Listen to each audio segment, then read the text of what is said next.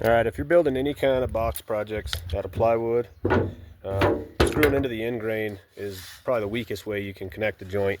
So if you were to go like this and screw through here into this end grain, all it does is open that up and it's going to blow out every time. So the best way to do it is with these pocket holes. So if you don't have one of these jigs, I highly recommend it. And the reason I'm making this video is because today I just kind of figured out what I was doing with this particular kit. This is the, I don't know, it was like $39.99 at Home Depot. I think it was on sale. But anyway, what I've been doing wrong is I was just using it like this, putting the clamp on here, putting it on the wood, see how it's all fumbling and falling apart. And I was like, what's this piece in here for?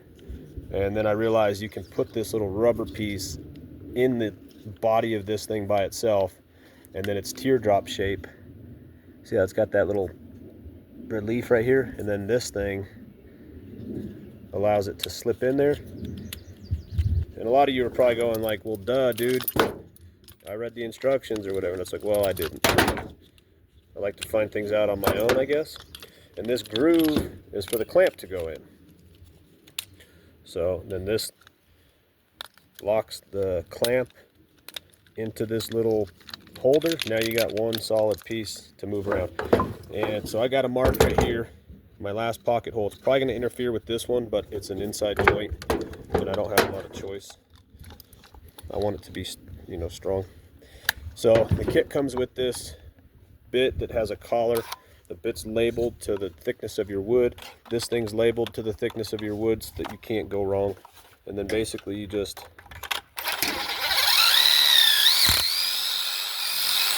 drill your hole.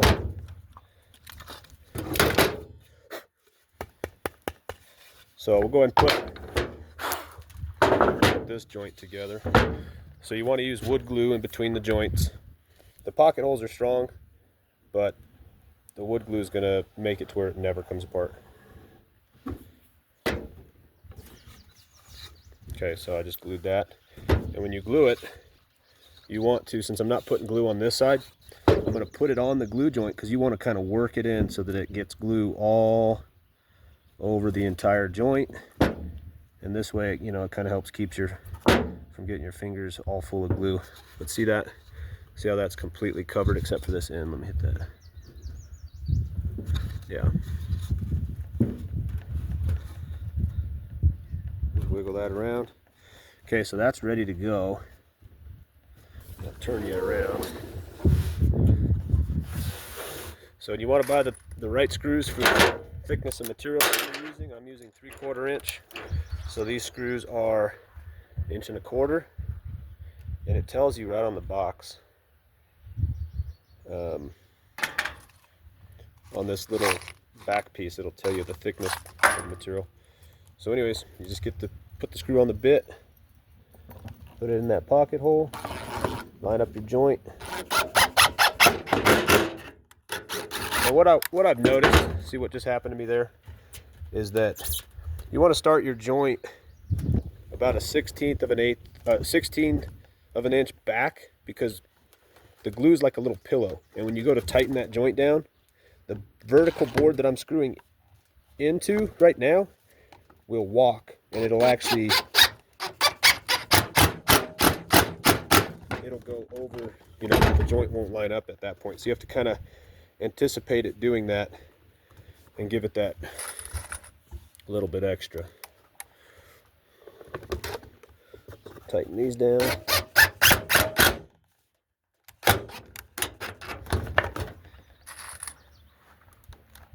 And just snug is all you need, otherwise you'll strip them out.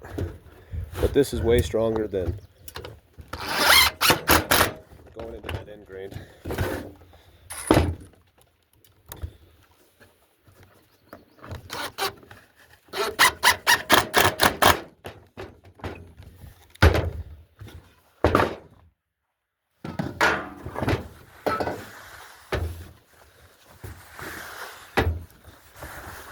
So this is all flush. That first hole is a little bit off, but it's okay.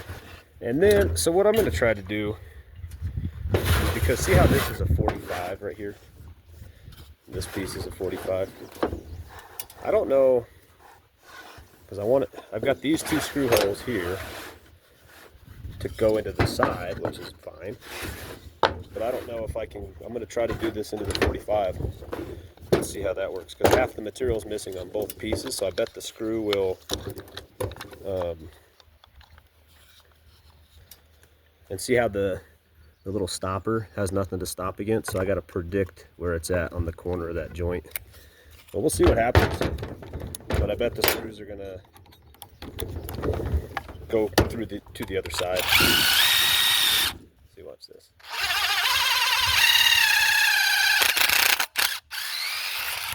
I don't know, I could be wrong, that's why I'm trying it. I hope it works.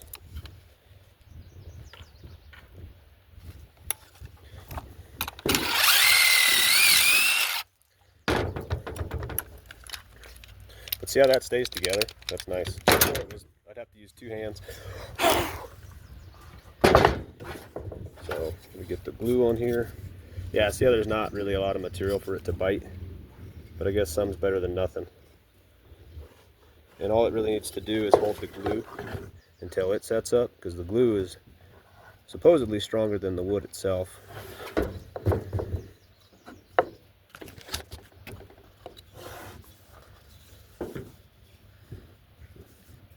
Give it that wiggle. All right.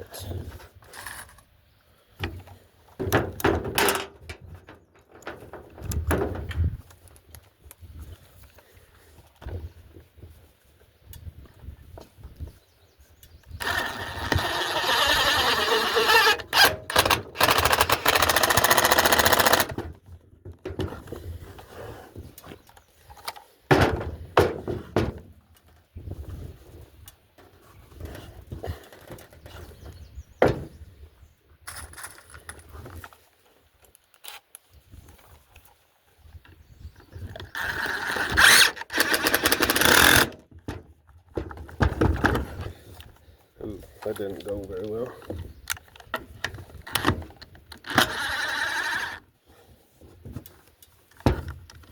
I'm actually going to start one here to keep that from twisting like it just did.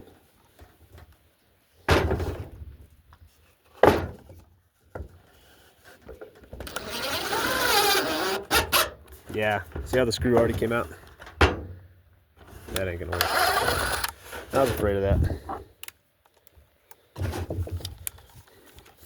But it's alright.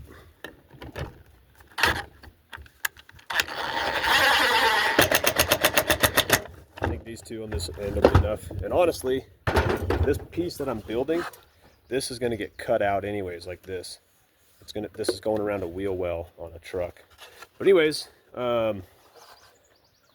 like I said, if you don't have a Craig pocket hole jig and you're building any kind of box items out of plywood, I don't know of any other way unless you're doing like dovetail joinery or something crazy like that. But I mean, this was 40 bucks, pack of screws like 15, 20 bucks, and it's a tool you can use over and over and over again. I've used it on all kinds of stuff. This whole black box on this truck back here, it's sheeted in sheet metal, black sheet metal. But that's all 3/4 inch plywood put together with pocket holes, and it's been on this truck for over 2 years, and it's just as strong as the day I made it. So anyways, hope this helps. I'm sure a lot of you guys that do projects know about the pocket hole jig and all that, but it's been it took a little while for me to buy one.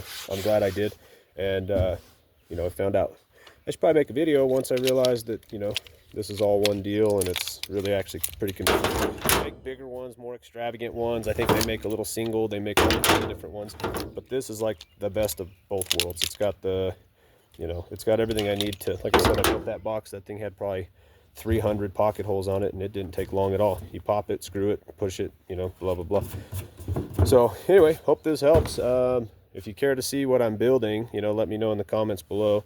I'm building a little setup in my truck, but if you want to see what it's actually for and kind of how I put it all together and how it works, let me know and I'll make a video on that. But until then, I appreciate you guys watching, and we'll see you on the next one.